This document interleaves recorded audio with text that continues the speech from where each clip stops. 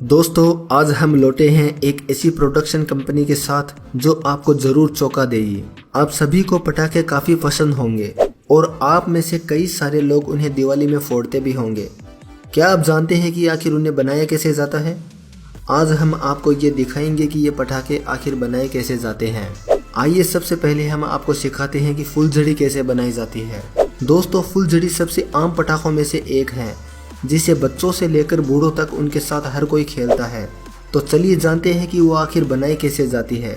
सबसे पहले एक बड़ी लकड़ी में तांबे के तारों को घुसाया जाता है। इसके लिए वो तारों को एक लकड़ी से बने सांचे में डालते हैं और फिर दूसरी लकड़ी से उसे पैक कर देते हैं। बाद में इन सभी को लॉक के जरिए पैक किया जाता है जो कुछ इस तरह दिखाई देता है।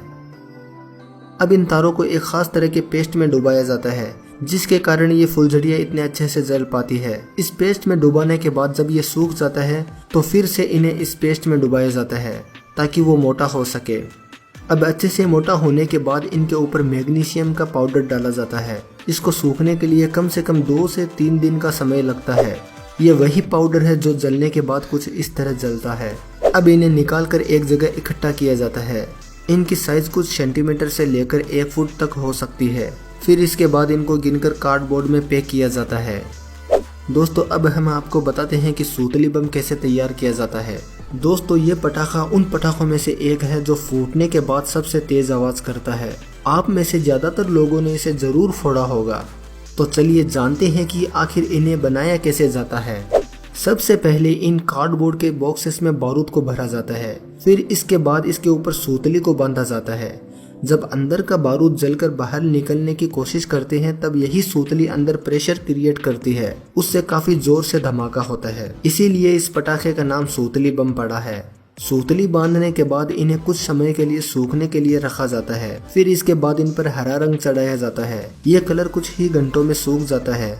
फिर इन पटाखों को अंदर लाया जाता है और सुई की मदद से इनमें छेद किया जाता है। फिर इस छेद में फ्यूज को अंदर घुसाया जाता है जो पटाखे को फोड़ने में मदद करता है।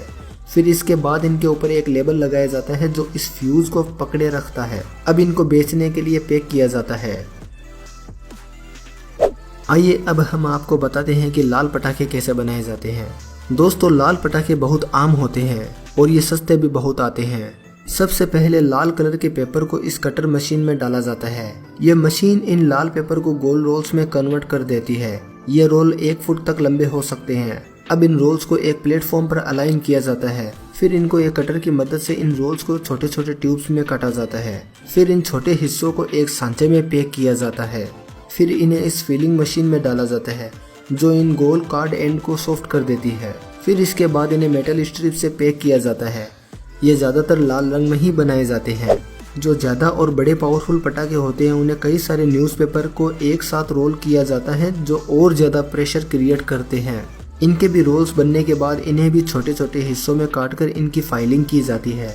अब इन सबको रोल बनाकर इन्हें पैक करके रखा जाता है। अब इन्हें बड़े एक सेट से छोटे 2 सेट में कन्वर्ट किया जाता है। हमारे भारत में ये सारी प्रोसेस हाथों से ही की जाती है। इनकी कटिंग से लेकर इनकी पेपर रोलिंग भी हाथों से ही की जाती है। बाद में इन रोल्स के ऊपर टिश्यू पेपर चढ़ाया जाता है। फिर इन रोल्स के निचले वाले हिस्से में मिट्टी लगाई जाती है। इसी मिट्टी की वजह से इनका बारूद बाहर नहीं निकलता है। फिर जिन रोल्स पर टिश्यू पेपर चढ़ाया गया था उनमें छेद किए जाते हैं। अब धागों को बारूद के पेस्ट में डुबोकर सुखाया जाता है जो कि फ्यूज का काम करता है। अब इन फ्यूज को छोटे हिस्सों में काटा जाता है। इन रोल्स में फिर गन पाउडर भरा जाता है। ये गन पाउडर डिसाइड करते हैं कि धमाका बड़ा होगा या फिर छोटा। ये फ्यूज इन पटाखों के ऊपर लगाए जाते हैं। अब एक शख्स इन पटाखों को इन मेटल स्ट्रिप से बाहर निकालता है। अब लोग एक एक करके इनके लड़े हाथों से बनाते हैं। अब सबसे आखिर में इनको छोटे छोटे पार्ट्स में पैक किया जाता है या फिर इन्हें बड़े बड़े रोल्स में पैक किया जाता है। दोस्तों, आइए हम आपको सिखाते हैं कि रॉकेट कैसे बनाया जाता है। दोस्तों, रॉकेट के बिना हर एक फंक्शन अधूरा रहता है। सबसे पहले बड़े बड़े कार्डबोर्ड की शीट को इस मशीन से गोल आकार में काटा जाता है। फिर मोटे वाले कार्डबोर्ड को रोल किया जाता है।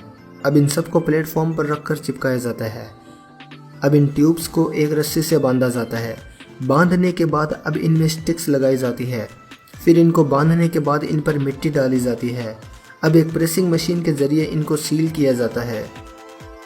अब इन रोल्स में छेद किए जाते हैं।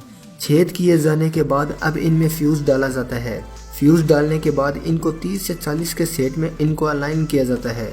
अब इन सब में ऊपर से बारूद डाला जाता है। पहले कटे हुए कार्डबोर्ड को इनमें डाला जाता है।